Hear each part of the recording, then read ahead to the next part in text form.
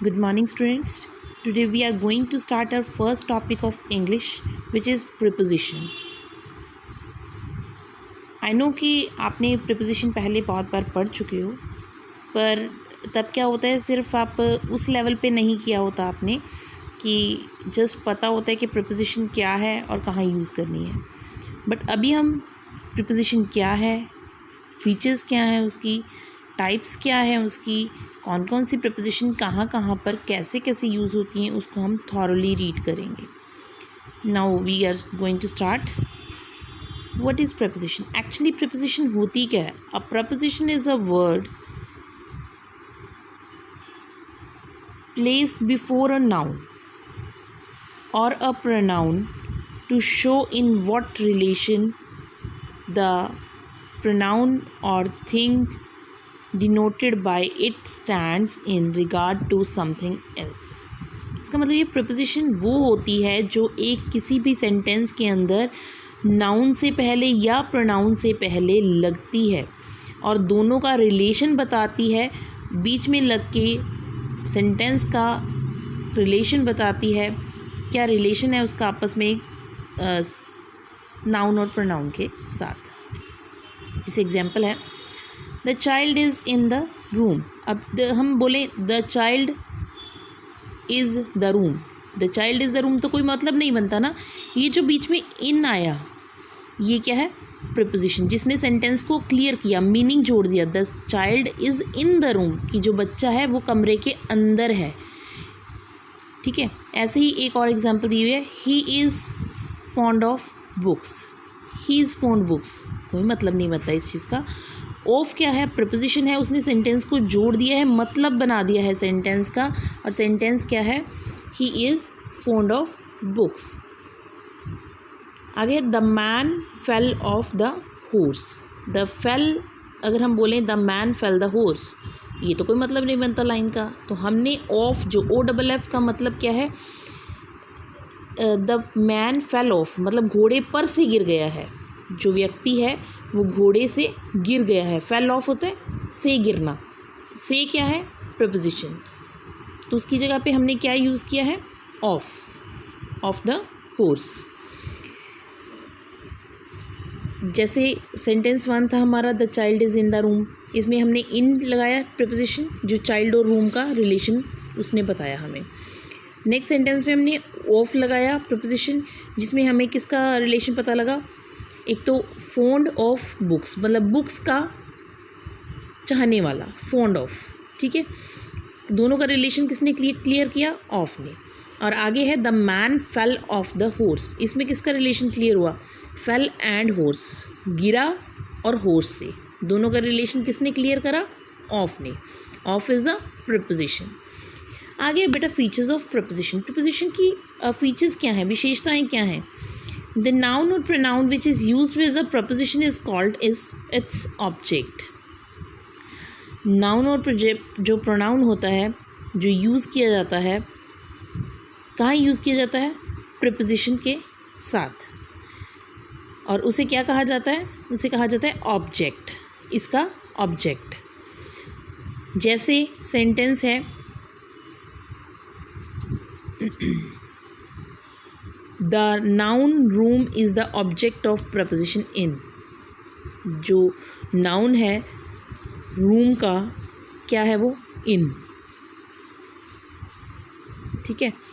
और आगे सेंटेंस है the a preposition may have 2 और मोर ऑब्जेक्ट्स. एक सेंटेंस के अंदर, ये नहीं कि सेंटेंस एक है तो उसमें एक ही प्रपोजिशन यूज़ होगी, ऐसा नहीं होता. किसी भी सेंटेंस के अंदर एक से ज़्यादा प्रपोजिशन भी यूज़ हो सकती है. जैसे सेंटेंस है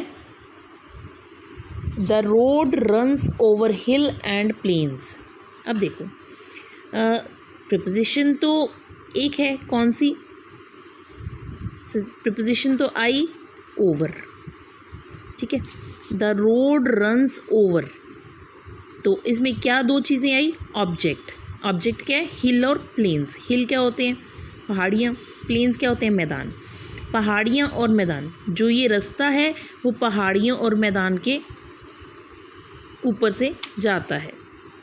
A preposition is usually placed before its object. Object क्या है, हिल, हिल से जस्ट पहले क्या आया, ओवर। तो ओवर क्या है, प्रीपोजिशन। कभी भी जब प्रीपोजिशन होती है वो हमेशा ऑब्जेक्ट के पहले लगती है, पर समटाइम्स ऐसा नहीं होता, कई बार उसके बाद लगती है। जैसे is the pen you asked for, अब क्या है, इज़ द पेन, पेन है पहले लग गया, पेन क्या है, object.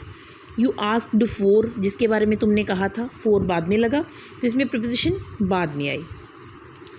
A preposition is often placed at the end when the object is an interrogative pronoun और a relative pronoun, just as what are you thinking of. अब एक preposition ऐसी जगह है जो इंटेरोगेटिव सेंटेंस के अंदर पहले भी लगती है और बाद में भी लगती है, दोनों जगह पे लगती है। जैसे what are you thinking of, आप किस बारे में सोच रहे हो, ऑफ बाद में लगी है, ठीक है। दैट इज़ द बॉय, ये वो लड़का है, who I was referring to, इसमें दो प्रपोजिशन आई, हु एंड टू, ठीक है।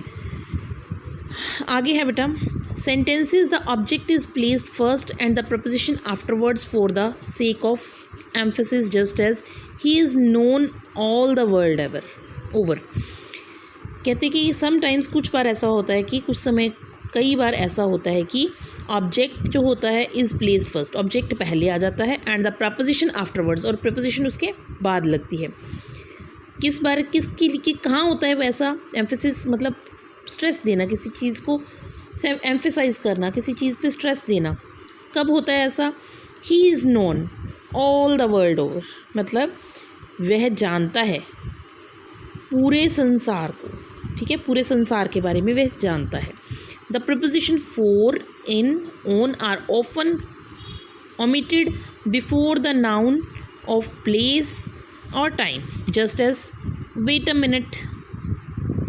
कहते हैं द प्रीपोजिशन जो होती है फॉर, इन, ऑन, ये ज़्यादातर नाउन की जगह ले लेती है, या कोई जगह की बात की होती है या किसी टाइम की बात की होती है, ये वहाँ पर यूज़ होती है। जैसे wait a minute, he can't walk a yard, यहाँ पे क्या आ गया, डिस्टेंस आ गया, अ यार्ड, यहाँ पे मिनट आ गया, टाइम आ गया, टाइम की बात हो गई, ठीक है। ऐसे ही आगे हम देखेंगे कि कौन कौन सी प्रीपोजिशन होती हैं। मेन जो प्रीपोजिशन होती हैं वो होती हैं लाइक सम, कॉमनली जो हम नॉर्मली सेंटेंसेस के अंदर यूज़ करते हैं वो प्रीपोजिशन होती हैं in, into, on, upon, above, below, over, up, for, from, to, with, without, across, under, by, of, among, against, through, about, at, are, away, since, near, down, beyond, within, after, before और behind. और भी बहुत सारी होती हैं, इतनी ही नहीं है। आगे आएगा बेटा प्रीपोजिशन की नेचर क्या है, कैसे यूज़ करते हैं हम इसे। Preposition don't always carry the same meaning, her bar preposition का जो मतलब है वो सेम नहीं होता, वो सेंटेंस के अकॉर्डिंग चेंज होता है। They assume different nature of certain unusual occasion, मतलब मौके के अनुसार, सेंटेंस के अनुसार उसका जो मतलब है वो बदल जाता है। Some preposition retain their basic meaning, और कुछ एक प्रीपोजिशन ऐसी होती हैं जिनका मीनिंग सेम रहता है, and can be easily comprehended, just as, जैसे कहा जाता है the book is on the table, the boys were in the room. ये तो हो गए नॉर्मल, बुक जो है टेबल के ऊपर पड़ी है, the boys were in the room, जो लड़के हैं वो कक्षा के अंदर हैं। But some time the preposition come to acquire idiomatic nature, they convey an entirely different meaning. It happen especially when they are used in phrasal verbs, जैसे parents bring up their children, I shall bring out a new book। अब bring out तो वैसे मतलब तो होता है कि लाना, मैं एक नई बुक लाऊंगा, पर यहाँ पे bring out का मतलब होता है पब्लिश करना, मतलब नई बुक को पब्लिश करूँगा।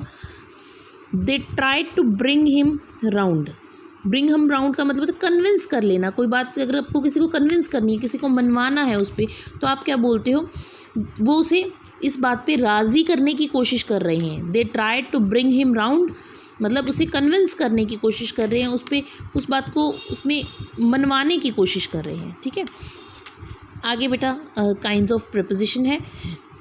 इसमें जो प्रीपोजिशन आती हैं, सिंपल प्रीपोजिशन है, कंपाउंड है, फ्रेजल है। ठीक है, और बाकी हम जो इसके मेन जो हैं, ये 3 तरह की प्रीपोजिशन होती हैं, simple preposition, compound preposition and phrase preposition. ये हम आगे इसका टॉपिक जो है हम अपने नेक्स्ट लेक्चर में करेंगे। इसके रिगार्डिंग बेटा आपको प्रीपोजिशन में कोई भी कन्फ्यूजन या कोई भी डाउट हो किसी तरह का, तो आप मुझे पूछ सकते हो फ़ोन करके या मैसेज करके, मैं आपको बता दूंगी। और ये जो फर्स्ट 2 पेजेस हैं ग्रामर के, जिन बच्चों ने अभी ग्रामर परचेज़ नहीं की है तो मैं उन्हें इसकी पिक भी भेज देती हूँ ग्रुप में। बेटा प्लीज़ इसे पढ़ लेना, समझ लेना, नहीं समझ में आता तो आप मेरे से पूछ लेना। थैंक यू बेटा।